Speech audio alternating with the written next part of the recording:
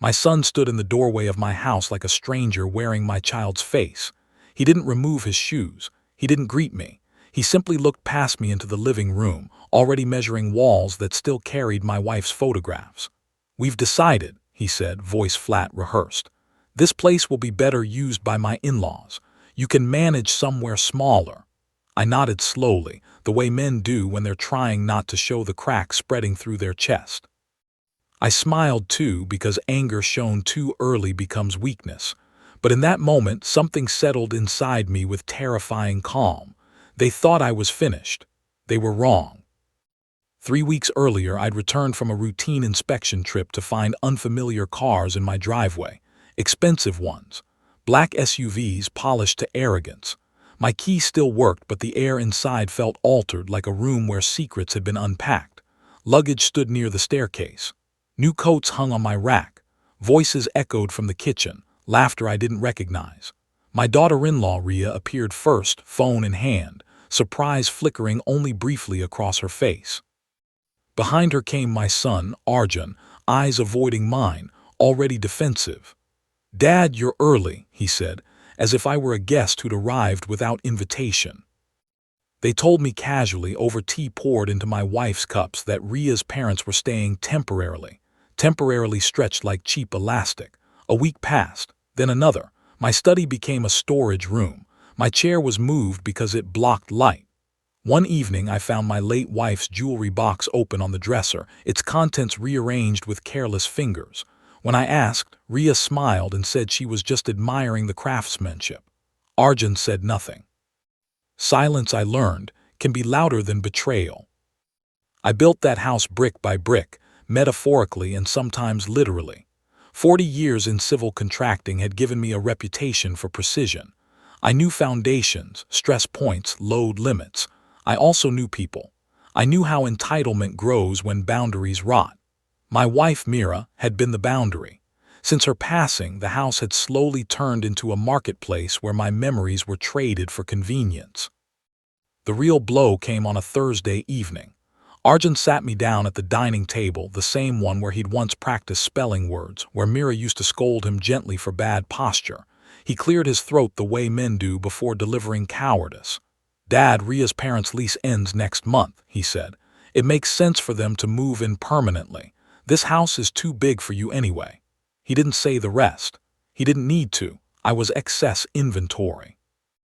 I asked a single question, "And where do I go?"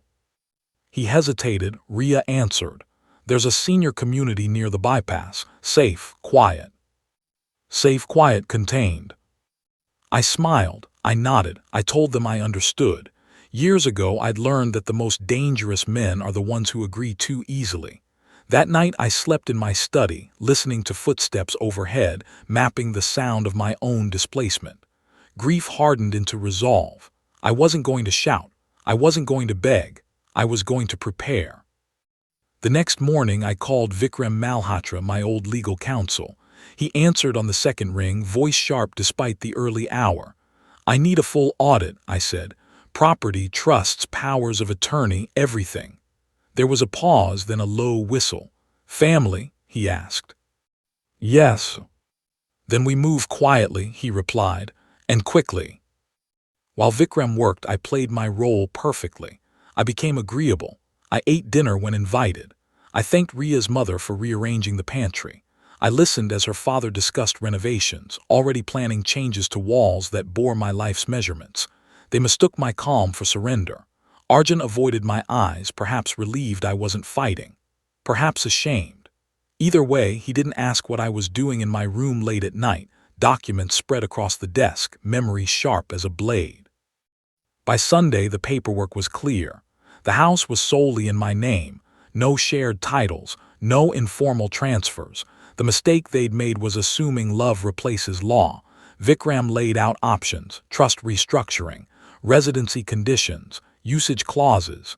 "You can't be evicted," he said plainly, "but you can do something far more instructive."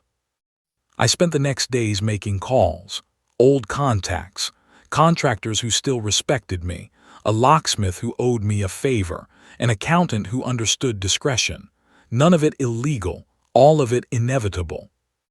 On Friday night, Arjun came to my study. He looked tired, older than his 32 years. "Dad," he said, softer now, "we should talk logistics." I gestured to the chair. "Sit." He didn't. "Ria's parents are moving their things next week." "I know. You'll need to clear out your room." "I won't." The word stopped him. He frowned, confused. "You said you understood." "I do," I replied. "I understand everything." He left angry. Good. Anger clouds judgment. I slept better than I had in months. Moving day arrived like a performance. Boxes, movers, instructions barked like orders on a battlefield.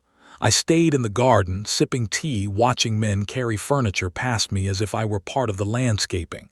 At noon, I stood and walked inside. Ria's father was supervising, tape measure in hand. "This wall should come down," he said. "No," I replied. He laughed. "We'll see." "Yes," I said calmly, "you will." At precisely 12:30, Vikram arrived with two other men. Introductions were brief. Papers were unfolded on the dining table. Silence spread. Ria's mother stopped mid-sentence. Arjun's face drained of color. Vikram spoke clearly, professionally. "Effective immediately, this property has been placed into a private living trust. Residency is conditional. Unauthorized occupants must vacate within 48 hours. "What does that mean?" Ria snapped.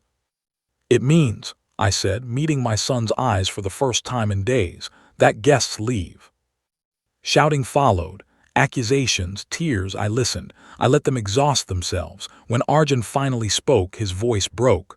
"Why are you doing this?" I answered without raising my voice. "Because you forgot I was your father before I was your resource." That night the house was quiet again. Boxes half-packed. Plans unraveled. I sat alone at the dining table, running my fingers over old scratches in the wood. Justice isn't loud. Revenge doesn't always burn. Sometimes it arrives with documents and deadlines and the dignity of a man who finally stands. And this was only the beginning. Morning light crept through the curtains like a cautious witness. The house breathed differently after confrontation, as if the walls themselves were waiting to see who would remain. I woke before dawn, not from anxiety but from clarity, the kind that comes when illusions finally die. Downstairs, I could hear whispered arguments.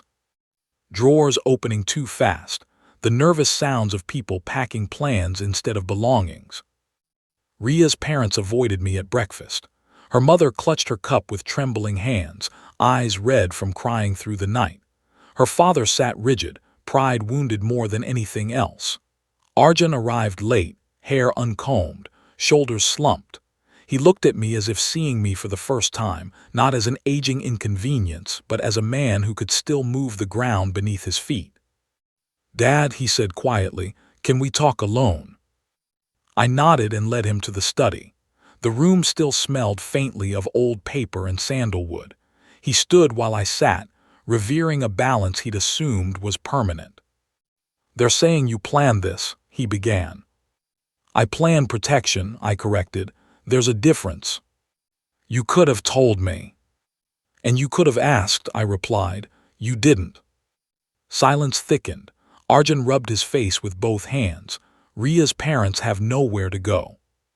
"They had a home yesterday," I said. "They still have options today.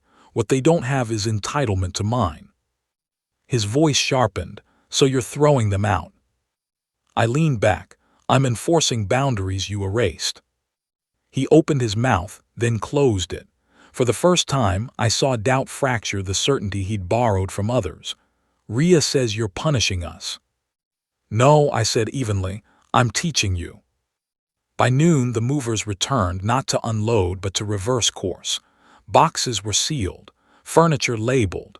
Ria paced like a caged animal, phone glued to her ear, calling relatives, friends, anyone who might shame me into retreat. None came. People love drama, but they rarely volunteer to live inside it. That afternoon, Vikram called to confirm the formal notices had been served. Everything was lawful, everything documented. I thanked him and ended the call, then walked through the house room by room. My house. The walls looked relieved. At sunset, Rhea confronted me in the hallway. "You think this makes you powerful?" she hissed. "No," I said, "it makes me free." "You're breaking this family." I met her stare. "Families break when respect dies. I didn't kill it." She laughed bitterly. "You'll end up alone." I smiled, genuinely this time. I already was, I just didn't know it. They left the next morning. No hugs, no apologies. Arjun lingered at the door, keys in his hand. "I didn't mean for it to go this far," he said. "Intent doesn't erase impact," I replied. "Remember that." When the door closed, the silence felt earned. Days passed, then weeks. The house returned to rhythm. I replanted the garden Rhea's mother had uprooted. I rehung Mira's photographs exactly where they'd always been. At night, I slept without listening for footsteps. Peace, I learned, is not the absence of noise but the absence of threat. Arjun called a month later. His voice was different, less demanding, more careful. "Dad, can we meet?" We met at a cafe halfway between his new apartment and my home. He looked thinner, humbled. "I was wrong," he said without preamble, "about everything." I didn't respond immediately. Confessions lose value when rushed. "I let Rhea decide for me," he continued. "I thought standing by her meant standing against you." "Standing by someone doesn't require standing on someone," I said. He nodded. "I want to fix this." I folded my hands. Fixing starts with responsibility. We talked for 2 hours about grief, about dependency, about how love becomes poison when mixed with expectation. I didn't offer forgiveness like a gift. I offered conditions, therapy, financial independence, respectful distance until trust could be rebuilt. He agreed to all of it, eyes wet but steady. Rhea never apologized. Some people don't bend, they break away. That was her choice. Months later, I updated my will. Not out of spite, but clarity. Love would be distributed where respect lived. I also did something unexpected. I downsized on my terms. I sold the house and bought a smaller one by the coast, sunlight pouring through wide windows, no ghosts in the corners. I placed the proceeds into a foundation supporting trade apprenticeships. Young men and women who worked with their hands, who understood the value of building before owning. On the day I handed over the keys, Arjun stood beside me. "You sure?" he asked. "Yes," I said. "This chapter ended clean." As I drove away, I didn't look back. Justice had already struck, not with cruelty but with consequence. They'd expected weakness and found resolve. They'd planned a takeover and triggered a reckoning. And I learned something late in life, but not too late. Love given without limits teaches others to take without shame. But boundaries. Boundaries teach people who you are. Understood. I'll complete the story properly and give you part 3 as a full, complete continuation, written cleanly in paragraph style, high engagement, no gaps, no filler, and as close to 2,000 words as possible so you can use it directly for narration or video. Part 3, full continuation, long and complete. The sea air carried a sharp honesty that city walls never allowed. Every morning I woke before sunrise, brewed my coffee slowly, and sat on the balcony of my new coastal home watching waves crash with patient violence. Nothing demanded anything from me here. No footsteps overhead. No whispers behind doors. No sense of being tolerated in a place I had earned. Peace, I learned, doesn't arrive suddenly. It grows when chaos finally leaves. Arjun kept his distance at first, honoring the boundaries I had laid down. Once a week, a short call. Sometimes a message asking how I was. No requests, no emotional leverage, just presence. It felt strange, almost unfamiliar, but I recognized effort when I saw it. Respect doesn't come with noise. It comes quietly, like someone knocking instead of barging in. 3 months passed before he visited. He arrived alone. No Rhea. No explanations offered. He stood outside the gate, waiting instead of assuming entry. That single act told me more than any apology could. I let him in without a word. We walked along the shore, shoes in hand, the tide pulling back as if making room for a conversation long delayed. "I moved out," he said finally. "I didn't stop walking. Why? Because I needed to know who I was without someone speaking for me." The honesty surprised me. He told me about the arguments, the resentment, the realization that his marriage had become an alliance against responsibility. He didn't blame Rhea outright. He blamed himself for allowing convenience to replace character. I listened without interruption. Some lessons must be spoken aloud to be believed. "I thought strength meant choosing my wife over everyone else," he said. "Strength," I replied, "is choosing what's right even when it costs you comfort." We stopped near a cluster of rocks darkened by salt. He looked older there, standing against the wind. Not broken, stripped. "That's different. Broken men beg, stripped men rebuild." Weeks later, the foundation held its first apprenticeship intake. 30 young people stood in a rented hall, nervous, hopeful, hungry for opportunity. I addressed them without notes. I told them about labor, patience, mistakes, and pride earned instead of inherited. I didn't tell them my story. I didn't need to. Purpose doesn't require confession. One evening, an envelope arrived without a return address. Inside was a single letter from Rhea. No apology, no remorse, just accusation dressed as explanation. She said I had embarrassed her family, that I had ruined her stability, that Arjun had changed and she didn't recognize him anymore. I folded the letter carefully and placed it in a drawer I rarely opened. Some words don't deserve answers. Silence, when earned, is the final boundary. Time continued its work. Arjun found his own apartment, paid his own rent, learned the discomfort of limits and the dignity hidden inside them. When he struggled, he didn't call me for rescue. He figured it out. That was the greatest apology of all. One afternoon, he asked if I'd visit his place. I did. Small, simple, clean, nothing borrowed, nothing owed. He cooked for me, burned the rice, laughed at himself. I saw the boy I'd raised finally standing as a man without leaning on anyone's spine. "Do you hate her?" he asked quietly. "No," I said. "Hate takes energy I won't waste." "Will you forgive her?" "I already did," I replied. "Forgiveness doesn't mean access." Years earlier, I believed love meant endurance, that if I absorbed enough pain, loyalty would return. I was wrong. Love without self-respect becomes permission for abuse, and children, no matter their age, will take what parents refuse to protect. On my 66th birthday, Arjun gave me a modest gift, a compass, brass, old-fashioned, heavy in the palm. Inside the lid, engraved simply, "Thank you for teaching me direction." I said nothing. Some moments shouldn't be diluted by speech. That night, alone again, I sat on the balcony and listened to the waves. I thought about the man I had been, the one who smiled through disrespect, who confused silence with peace. That man didn't disappear. He evolved.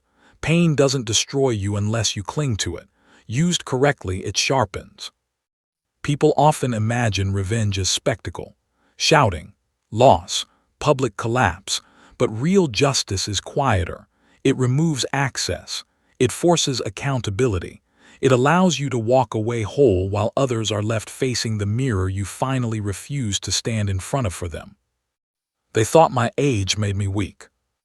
They mistook patience for surrender. They believed ownership could be transferred through entitlement. What they learned instead was simple and permanent. A man who built his life once can rebuild it again, this time without anyone standing on his back. And that lesson stayed with them long after I stopped explaining myself.